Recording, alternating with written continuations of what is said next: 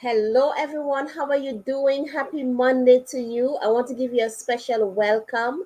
And I'm so glad if you could join me live today. I want to welcome you to the second episode of Wellness Corner.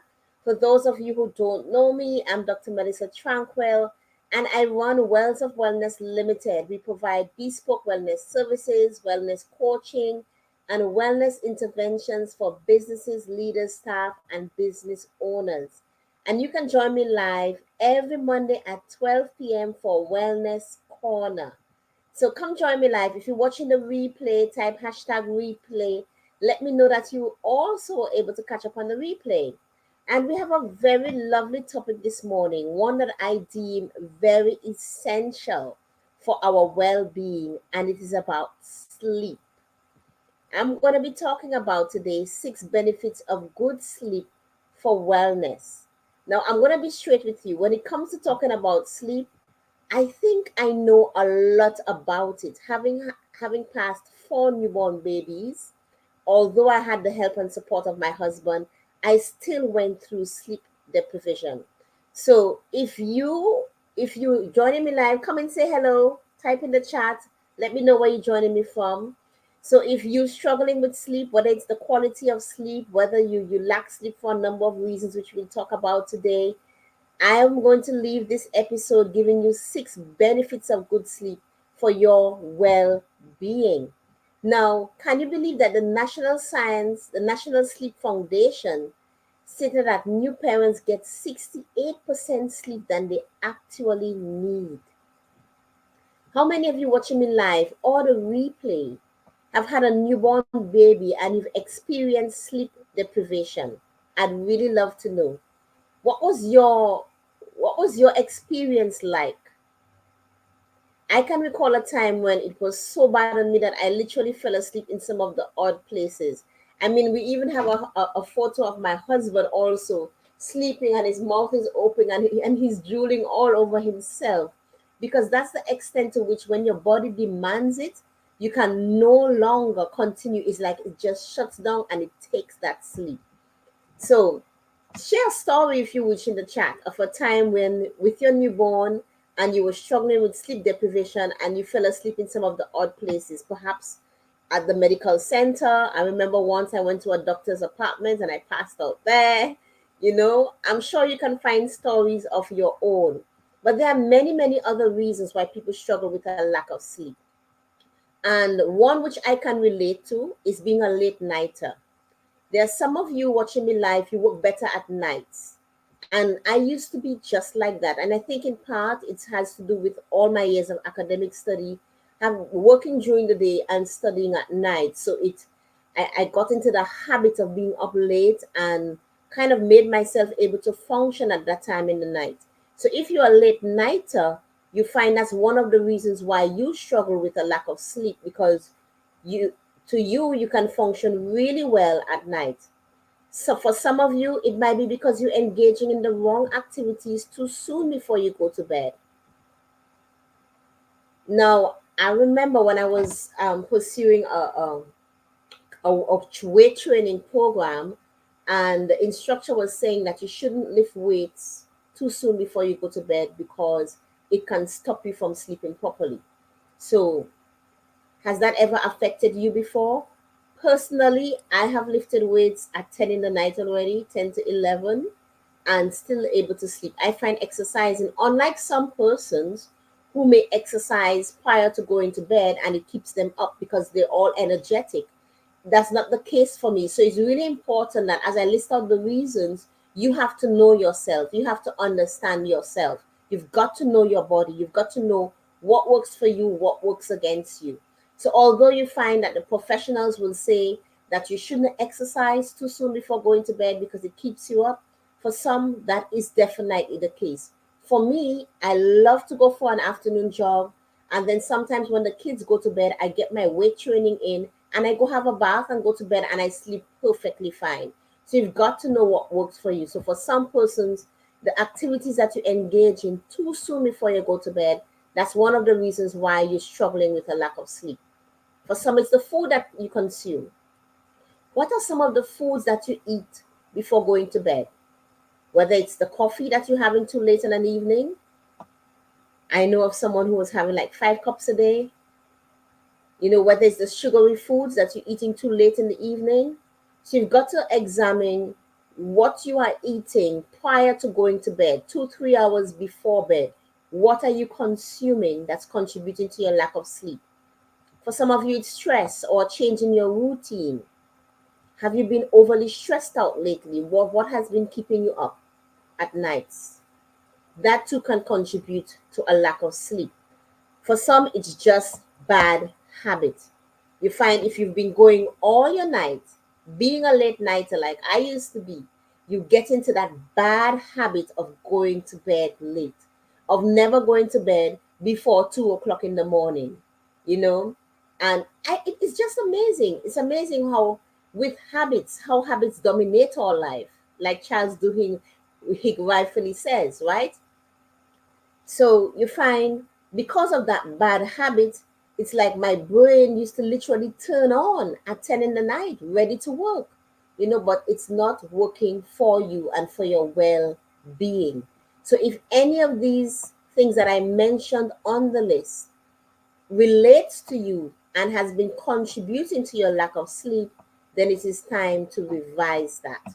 Now, I'm not talking about sleep deprivation due to physical illness or mental health disorders. If this is what you have, then you do need to seek urgent medical attention. Now, the drawbacks of a lack of sleep, which we all can relate to if you've done this before, if you've suffered with this before, or struggled with it, is the bad mood, the depression. It can even lead to heart attack, to heart disease, to obesity, and shorten your life expectancy. What I can relate to when I have sleep deprivation, it makes me irritable, it makes me impatient, it makes me grouchy and lethargic. So when I, for instance, at that time in my life when I used to be staying up late at nights, so I'm working during the day, I have a day job, I have to leave the house, come home, take care of the kids, and at night I have my academic studies. And because of that, I have like 4 hours sleep almost every day. Eventually, I begin to get very irritable, very short tempered, impatient with the kids, you know, things ticking you off. And I know that this is your body speaking to you. And one of the things I've found is that we don't listen to our bodies, don't we? We ignore our bodies. Our bodies telling us that it wants sleep, it needs rest. And you find if you continue, if you persist and you don't listen to your body, then what is going to happen is that you're going to fall ill because your immune, it destroys, it impacts, it negatively impacts your immune system. And we all know because of a lack of sleep, it also has a detrimental effect on your health. You are definitely going to fall ill. So, what I want to share with you, my viewers, is if you're struggling with a lack of sleep, listen to those warning signs. You will know your warning signs. It's different for everyone. For somebody else, it might be heart palpitations, it might be panic attacks, it might be anxiety, anxiousness, and they know they need to rest. They need some rest. It might be, I don't know, so headaches. Some of you might get headaches. So you've got to listen to your body, watch out for those warning signs, and make those changes immediately. So what I would love you to do in the chat, if you're watching me live, if you're watching me on Facebook, I can't see the comments on Facebook, so I will look at them afterwards. Do share in the chat, how many hours of sleep do you get on average? How many hours? And this is not to beat anybody up. If you want to share it, share it. If you're watching me on LinkedIn, YouTube, feel free to share it. If you don't want to share it, that's perfectly fine. I can tell you for a fact, for a number of years in my life, I survived on 4 hours sleep and felt proud saying so, without realizing that it was not something to be proud of, right? I've learned from experience, having gone through burnout, plus having gone through 4 pregnancies. After I'm not sleeping enough, then I remember when we had our, like for instance, my last son, who is now 5, and he used to wake up when he was just born every 2 hours. I mean, literally on the clock, every 2 hours. Then after when he was like 2 months, 3 months old, every 3 hours until he went to every 4 hours on the clock. And it's just so shocking how babies, how their body is like a clock, on the hour, that they're going to wake up at that exact time. So how many hours of sleep do you get on average? Now I do try to get minimum 6 hours sleep per night. Once in the week, I try to get 7 to 8 hours, but most nights now I do get 6 hours. I do need to bring it up to 7, I must admit. Because according to the CDC, it says that we adults, we need at least 7 hours sleep per night. And as you get older, from 61 to 65 plus, you need at least 7 to 8 hours, even 9 hours sleep per night. So this is something that if you need to change it, I'm going to share with you some things that you can do to make that shift in your life right away. But one thing I want to stress before we close is not just the number of hours of sleep you get that's important. What is also essential is your quality of sleep. Has this ever happened to you where, yes, you go to bed early, but you wish you had not, because it's like you didn't sleep for the entire night, right? Whether your mind is racing, whether you feel like you just can't sleep, for whatever reason, because it's not just the number of hours of sleep that's important, but also the quality of your sleep is important.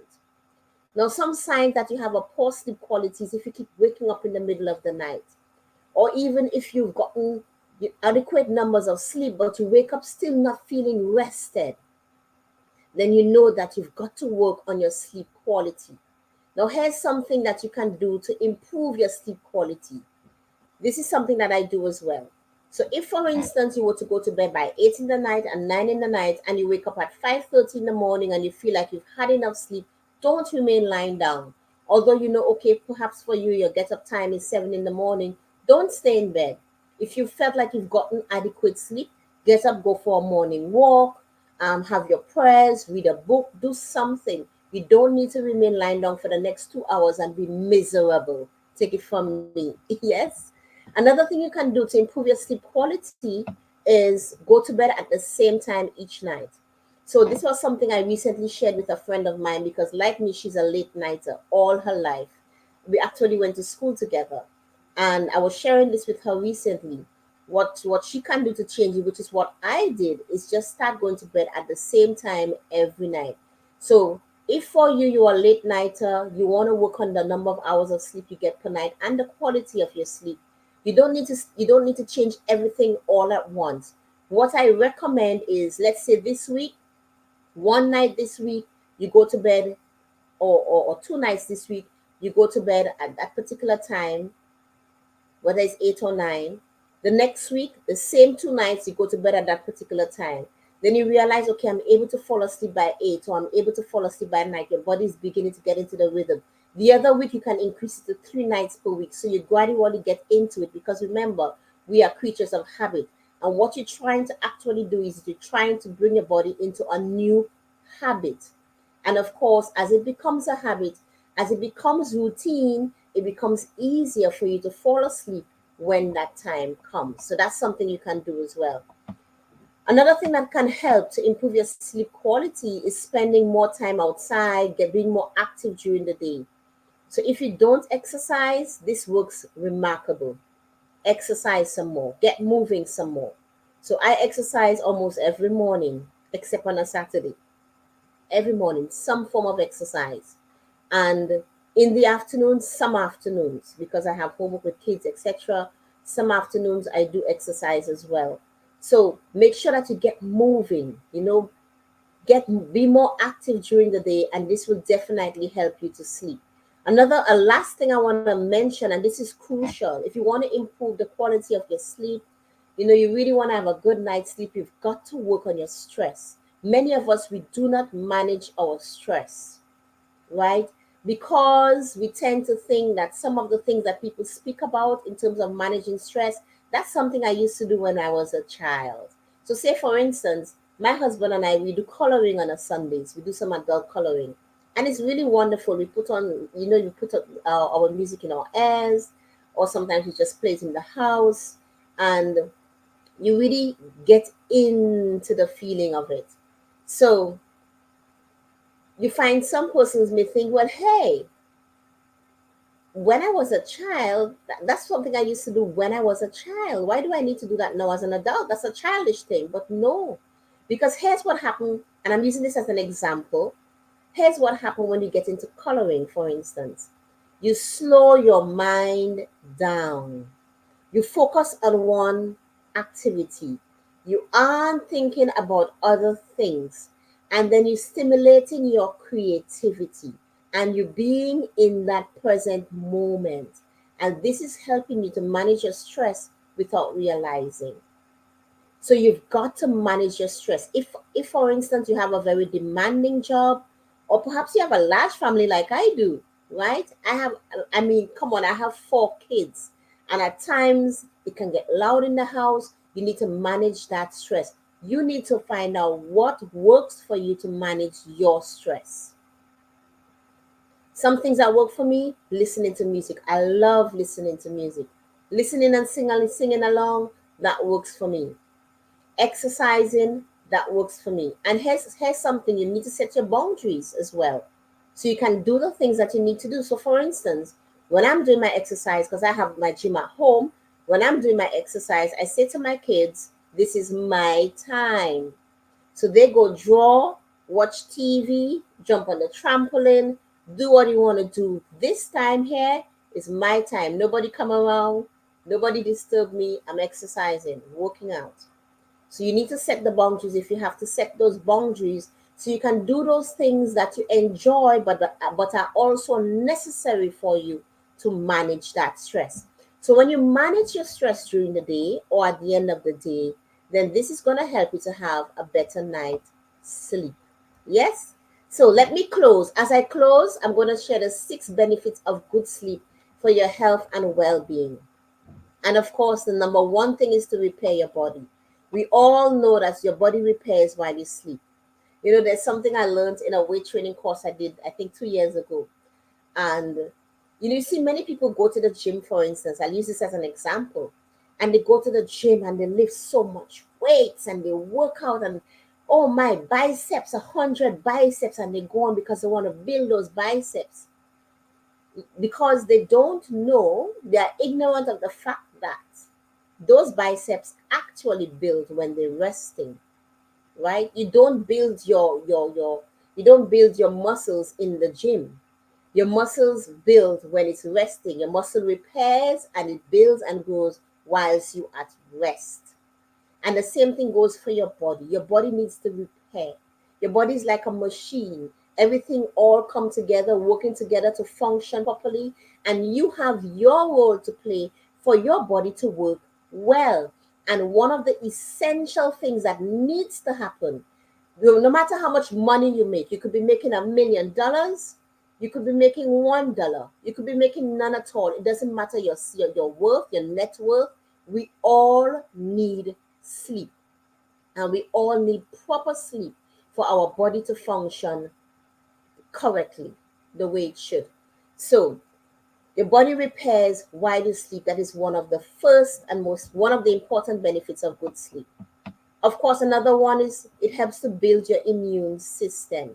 I remember saying to my a friend of mine, prior to COVID, you see so many ads on YouTube or on the television about building your immune system and recommended pills to build your immune system. Now you don't see any of that, right? But you've got to build your immune system. And of course, there are certain foods that you can take in, there are certain things that you can drink to build your immune system. But remarkably, proper sleep is also one of those things that can contribute to building your immune system. And a stronger immune system means that you won't be sick all of the time. All those little illnesses that pass, you find there are times, for instance, the cold or the flu might be in the house, but I don't get it because we're making our ginger bites, we're drinking our water, we're drinking our lemon and water, we're doing a number of different things and getting that proper rest so that our immune system can be functioning correctly. Benefit number 3, lower the risk of heart. What is it I have here? Lower the risk of depression. So you find people who suffer from depression, They also, in many cases, struggle with insomnia as well. And I mean, there's the extreme. So there are some who suffer from depression and they sleep too much. And there are some they suffer from depression and they can't sleep at all. And we also know that sleeping too much is not good for you. Sleeping too much can contribute to obesity and other health risks. So you see, we've got to find that balance. So if you find that you want to improve on your mood during the day, you notice that you're very moody, you're very irritable, then perhaps this is a sign that you need to get proper rest, because if you fail to take care of that, it can lead to depression. Number 4, helps you to maintain or lose weight. How many of you watching me live need to lose weight? Right? I do. Always working on it. We need to lose weight or maintain our weight, right? We need to lose or maintain our weight. And sleep is one of the important functions to help you to achieve just that. And it brings me back to the point that I raised when I spoke about you don't build muscles in the gym. So you find you want to lose weight and you're following a proper exercise regime and you're eating well, but you're not getting enough sleep. Are you going to lose that weight? No. You're going to keep getting. That's why some people wonder, well, why is it I'm working out, I'm eating well, and I'm still putting on weight? And in part it can be due to a lack of sleep, because as I mentioned, one of the first benefits that I mentioned of good sleep is that it helps your body to repair. So you find you can be following a proper exercise program, eating well and not sleeping correctly, not getting sufficient sleep, not getting adequate sleep, and you're just not dropping that weight off because your body is not getting the time to repair and do what it needs to do within, so that you can lose that weight, right? And our last benefit of good sleep: improve your concentration and productivity. We all want to be more productive. We all want to be more efficient at work, at what we do, at sports, etc. If you want to improve your performance, you want to be more productive, monitor how many hours sleep do you get per night. Monitor the quality of sleep that you get each night and improve that. And it will have a direct impact. I can tell you for a fact, it has a direct impact on your performance and productivity because your body is well, right? You get enough sleep, you're drinking your water, you're exercising, you're working out, you're eating correctly, you're managing your stress. Your performance and productivity is going to go through the roof. So I just want to encourage my viewers, those of you watching me live, those of you watching the replay. I want to thank you for joining me this morning. Thank you for taking your time to spend it with me. And I hope that this training was valuable to you. And I hope that at least you would have taken something that I mentioned today and applied in your life right away so that you can have proper sleep and, of course, not just in number of hours, but the quality of your sleep will be improved. I can attest personally of the importance of good sleep. I know how important it is. For a long time, I was surviving on 4 hours of sleep every night and then going through sleep deprivation with my newborn children. It was worse. I mean, there was a time it was so bad, although I had help from my husband, that I literally said to him he had to take over the kids for one day so that I could just remain in bed. I needed that sleep badly. I felt like I was going to die. I really needed to rest. I mean, your head hurts, your eyes hurt, you can't take the noise anymore. These are the signs that you need to sleep. And I just want to close with this: listen to your body. Your body is speaking to you. And you have to stop ignoring what your body is saying to you. You're getting those headaches, you're getting the tummy ache, you're getting muscle pain, you're irritable, you're moody, you can't concentrate, you can't focus. I mean, all these things are signs that you're fatigued, you're worn out, and you need to get some rest. So I want to encourage you today. Don't take your body for granted. Don't take your well-being for granted. You could actually shorten your life expectancy by ignoring all these things and by not taking care of your well-being. Your well-being is your responsibility.